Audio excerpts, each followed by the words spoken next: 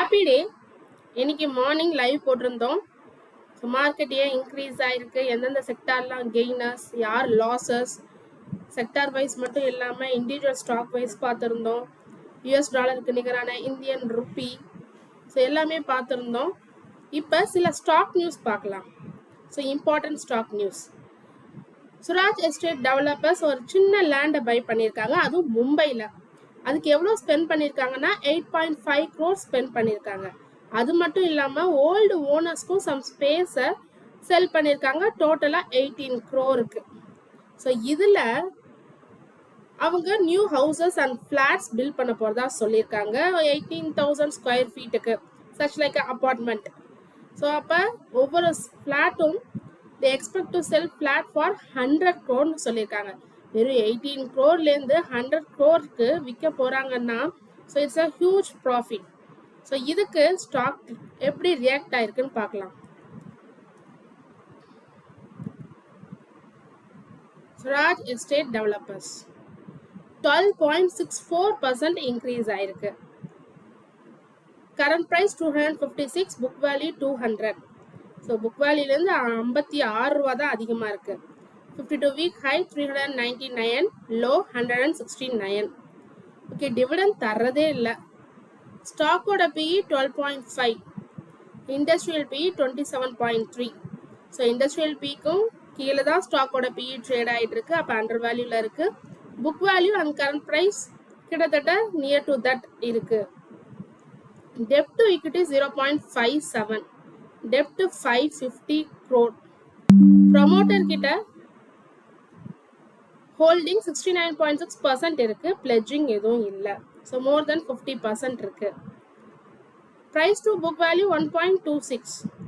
ஆனால் 6 மாசத்துல 1 வருஷத்துல ரிட்டர்ன் பார்த்தீங்கன்னா நெகட்டிவ்ல இருக்கு. 15.38% நெகட்டிவ் இன் 6 months. 1 வருஷத்துல 26.6% negative. Current ratio 3.56. So free cash flow இல்லை, அதுவும் நெகட்டிவ்ல சொல்லியிருக்காங்க. Net profit margin last year பார்த்தீங்கன்னா 18.1, அதுக்கும் மொதல் இயர் 16.4. ஸோ இன்க்ரீஸ் ஆயிருக்கு லாஸ்ட் இயர். லேட்டஸ்ட் குவார்ட்டர் 14% சொல்லியிருக்காங்க, அதுக்கும் மொதல் குவார்ட்டர் 22.9% கம்மியாயிருக்கு லாஸ்ட் குவார்ட்டரில். So these are the fundamentals. அடுத்ததா HDB ஃபினான்ஷியல் சர்வீசஸ், இவங்க Q4 ரிசல்ட் எஸ்டர்டே கொடுத்துருந்தாங்க. Net profit quarter on quarter பேசிஸில் year on year basis change எவ்வளோ ஆயிருக்குன்னு பார்க்கலாம். அதாவது லாஸ்ட் இயர் Q4யும் இந்த வருஷம் Q4யும் கம்பேர் பண்ணுறது. ஸோ லாஸ்ட் இயர் Q4ல 530.9 crore கொடுத்துருக்காங்க, இப்போ 750.6 crore இன்க்ரீஸ் ஆயிருக்கு. ஓவராலாக 41.38% இன்க்ரீஸ் ஆயிருக்கு. ரெவன்யூ ஃப்ரம் ஆப்ரேஷன் 11.24% இன்க்ரீஸ் ஆயிருக்கு. 4,745.4 crore கொடுத்துருக்காங்க. நெட் இன்ட்ரெஸ்ட் இன்கம் 21.6% இன்க்ரீஸ் ஆயிருக்கு. ஸோ நெட் இன்ட்ரெஸ்ட்லேருந்து வர்ற இன்கம். டோட்டல் எக்ஸ்பென்சஸ் இன்க்ரீஸ் ஆயிருக்கு. ஸோ இது ஒரு பேட் தான். 50.38% இன்க்ரீஸ் ஆயிருக்கு. 173.3 crore-லேருந்து 260.6 crore இன்க்ரீஸ் ஆயிருக்கு. டிவிடெண்ட் 2 rupees per share தரதா சொல்லியிருக்காங்க, ஆனால் இதுக்கான ரெக்கார்ட் டேட் எதுவும் அஃபிஷியலாக கொடுக்கல. ஸோ இதுக்கு HDB ஃபினான்ஷியல் சர்வீசஸ் 7.79% க்ரீனில் ட்ரேட் ஆகிட்டு இருக்கு. ஸோ என்னதான் செலவுகள் இன்க்ரீஸ் ஆயிருந்தாலும் ரிசல்ட் நல்லா கொடுத்துருக்காங்க.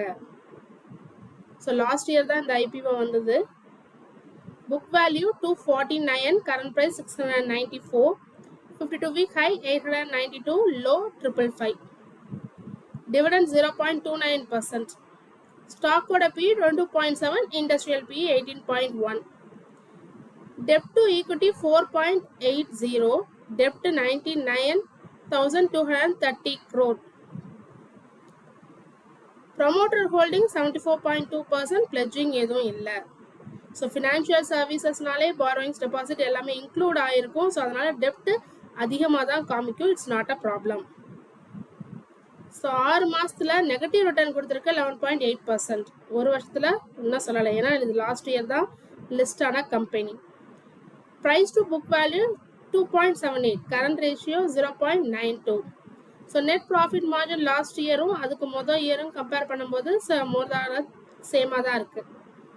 ஸோ லேட்டஸ்ட் குவார்ட்டரும் அதுக்கு ப்ரீவியஸ் குவார்ட்டர் கம்பேர் பண்ணும்போது இன்க்ரீஸ் ஆயிருக்கு.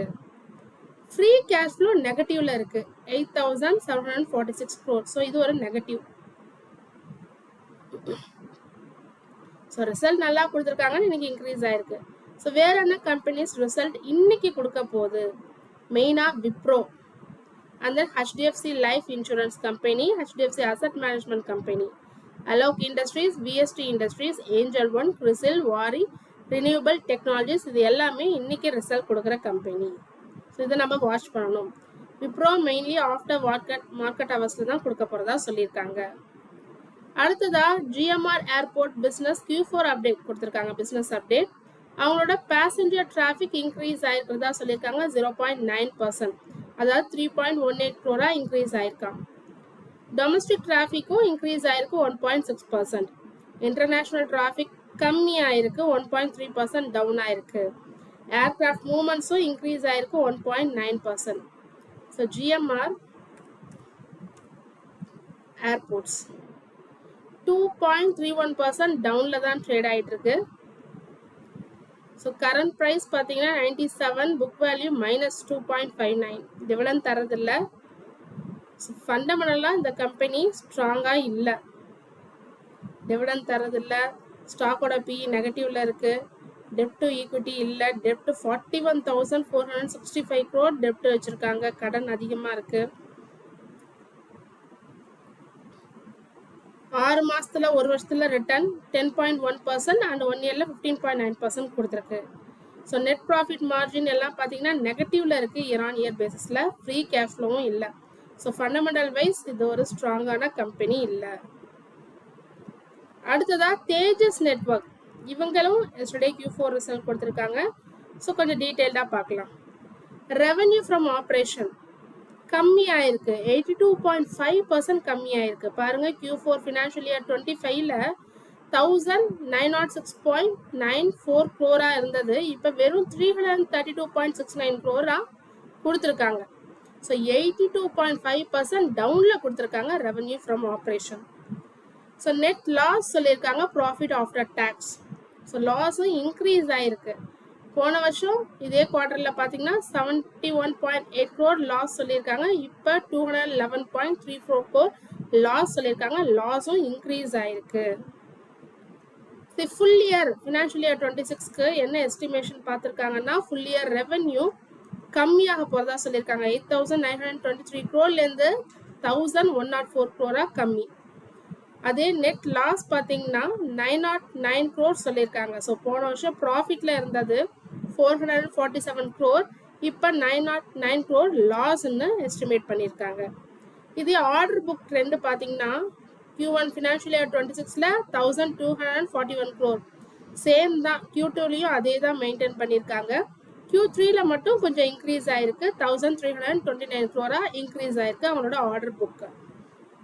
So main reason, key reason for weak financial year 26க்கு என்ன சொல்லியிருக்காங்கன்னா அவங்களோட BSNL 4G 5G ப்ராஜெக்ட் எல்லாமே ஃபுல்லாக கம்ப்ளீட் பண்ணிட்டாங்க இன் ஃபினான்ஷியல் இயர் 25லேயே. ஸோ எந்த ஒரு நியூ ஆர்டர்ஸும் கிடைக்கல. நம்ம ஆல்ரெடி பார்த்தோம் ஆர்டர் புக்கில் ஒன்றுமே இல்லை. ஸோ சேம் தான் மெயின்டைன் பண்ணிட்டு வராங்கன்னு.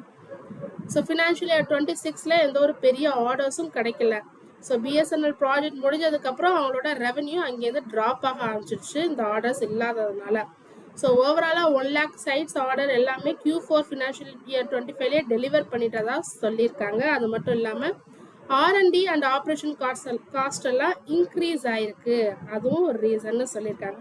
ஸோ மெயின் ரீசன் ஆர்டர்ஸ் கிடைக்கல. ஸோ அதனால தான் இந்த ட்ராப்புக்கு காரணம்னு சொல்லியிருக்காங்க தேஜாஸ் நெட்வொர்க். ஸோ இதுக்கு தேஜாஸ் நெட்வொர்க் எப்படி